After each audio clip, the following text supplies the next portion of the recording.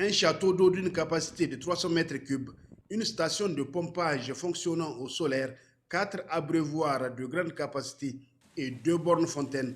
Ce sont là les caractéristiques de l'ouvrage hydraulique objet de la présente cérémonie de réception organisée par la Haute Autorité à la consolidation de la paix HACP à Tchobou-Bongou, localité frontalière du Mali, victime de l'attaque terroriste du 2 janvier 2021.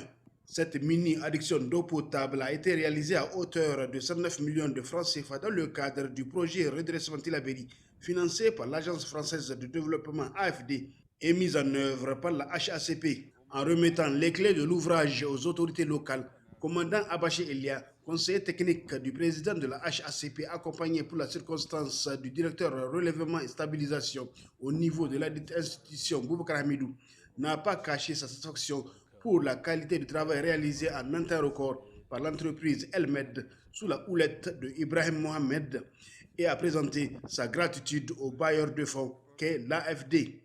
Dans le cadre du projet Relèvement Tillabéri, 6 mini-AEP sont prévus dans cette zone frontalière du Mali. Celui de Tchomobongou est le 4e à être livré à la grande satisfaction des autorités locales. Nous remercions très sincèrement la HACP pour la réalisation de cet important ouvrage au bénéfice de la population de Tchomongou. Nous souhaitons à ce que toute la population de Tchomongou entretienne ce joyau qui a été mis à leur disposition. Quant aux bénéficiaires, ils n'ont pas manqué d'exprimer leur contentement. Le puits auprès duquel on s'approvisionnait en eau avant est au nord du village. Maintenant, on est épargné du puisage avec ses bornes fontaines. Nous rendons grâce à Dieu.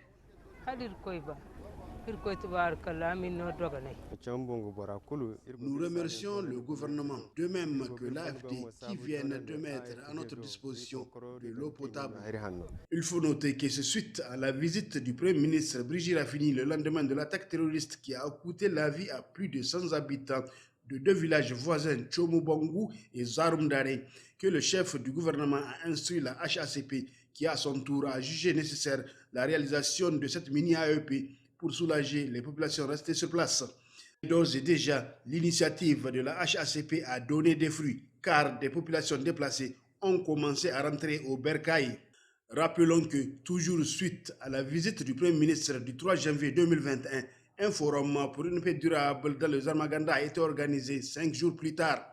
Au cours de cette rencontre, financée également par l'AFD et qui a regroupé les populations et l'administration sous la présidence du ministre en charge de la sécurité publique, Al-Kash Alada, le président de la Haute Autorité à la consolidation de la paix, le général de brigade Mahmoud Aboutarka, a déclaré, et je le cite, « Dans notre République, la stigmatisation des communautés n'a pas de place. La responsabilité des terroristes est et demeure individuelle. » Fin de citation.